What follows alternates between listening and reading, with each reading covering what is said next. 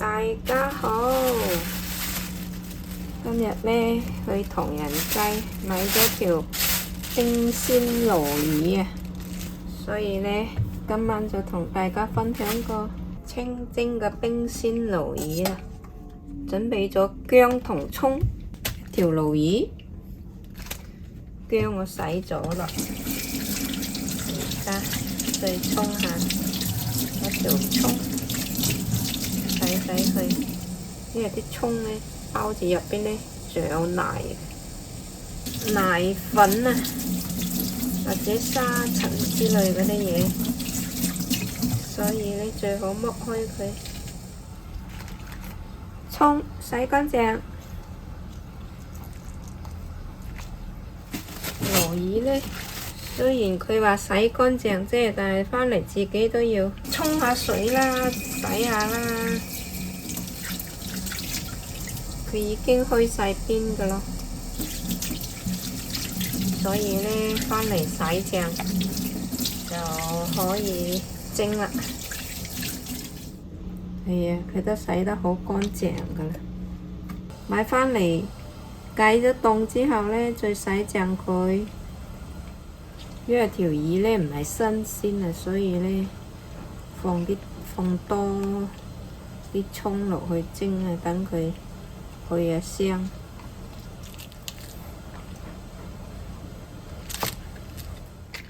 好多人話買雪藏嗰啲嘢呢唔好食呢，但係呢你自己返嚟加工下，整好啲調味料，咁都好好味㗎。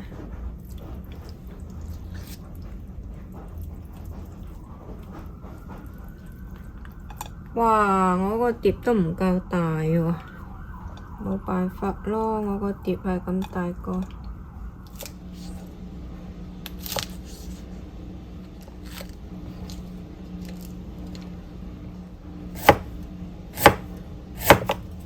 薑我都切絲，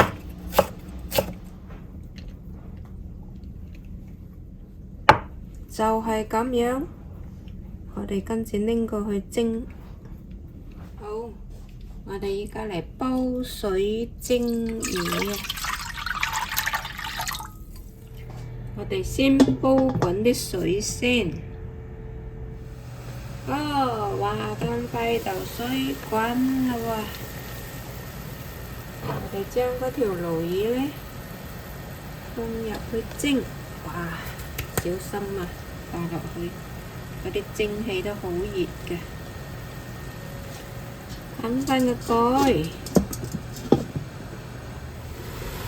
嘿，哇，幾靚條魚！蒸咗10分鐘呢條魚，跟住呢又要拎起佢咯喎。拎起嗰時呢，我又將啲汁倒出嚟先。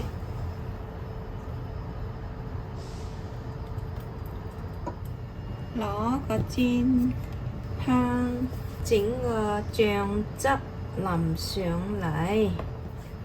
啱先嗰條魚蒸出嚟嗰啲汁，跟住呢，我要攞返放一羹麵豉醬，2羹豉油，少少鹽，真係好少嘅啫，冇放咁多啊！因為麵豉鹹，豉油又鹹，加返少少白糖，再放返2羹料酒，撈勻佢啦。跟住呢，攞返啲薑同葱過嚟，一齊倒落去啦。將嗰啲薑啊、葱啊或者味道呢爆香佢，爆佢出嚟。然之後將呢啲醬汁倒落去，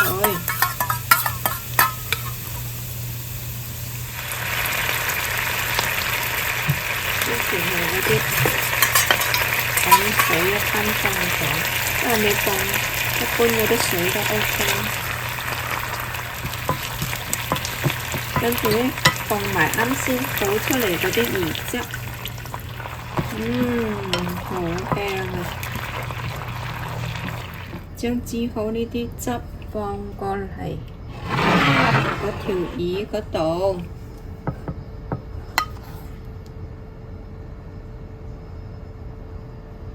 淋上嚟。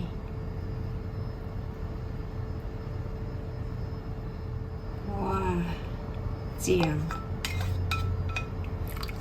倒晒落去，拎近俾大家睇睇先。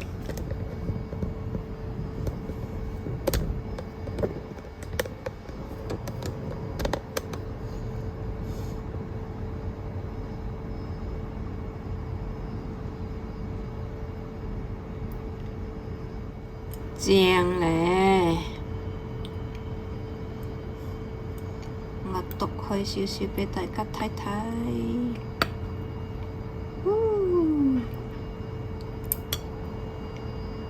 哇，好滑啊啲肉！哇哦！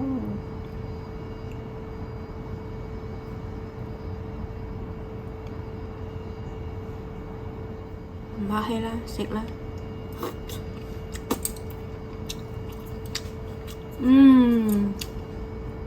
耶！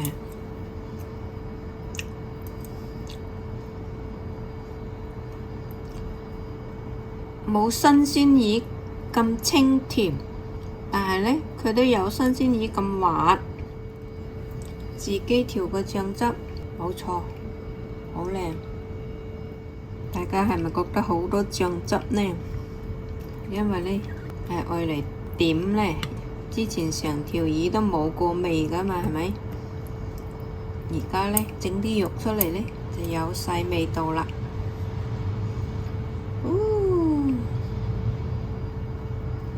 哇！大家不妨試下咁樣蒸，啲肉真係好滑，好滑，好滑，好滑。好啦，今日就分享到呢度啦，多謝大家收睇，謝謝觀看。如果鍾意我個視頻嘅，唔該 like 或者加關注啦。If you like this video, please like or subscribe. 拜拜！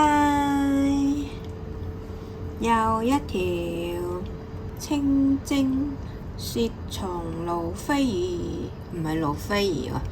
哎呀呀，諗乜呢？搞錯晒。鱸魚，